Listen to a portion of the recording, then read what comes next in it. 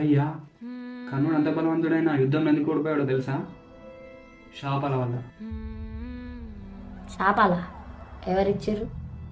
మొదట కర్ణుడు తన గురువైన పరశురాముని దగ్గర ఆయుధాల శిక్షణ తీసుకున్నాడు. కానీ అతనికి నేను బ్రాహ్మణునని అబద్ధం చెప్పాడు. అది తెలిసిన పరశురాముడు శాపం ఇచ్చాడు, నీకు కావలసిన సమయంలో బ్రహ్మాస్త్రం గుర్తురాలని. ఇంకొక శాపం, కర్ణుడు తన యుద్ధ విద్యలు ప్రాక్టీస్ చేస్తుండగా అనుకోకుండా ఒక బాణం వెళ్ళి ఒక ఆవుకు తగులుతుంది. ఆ ఆవు అక్కడే చనిపోతుంది. ఆ ఆవు యజమానైన బ్రాహ్మణుడు నువ్వు యుద్ధం చేసేటప్పుడు నీ రథచక్రం భూమిలో ఎక్కుంటుందని శాపం పెడతాడు. అయ్యా, ఇంకేమైనా శాపాలు ఉన్నాయా? ఇంకోసారి భూదేవి కర్ణుడికి శాపం ఇస్తుంది.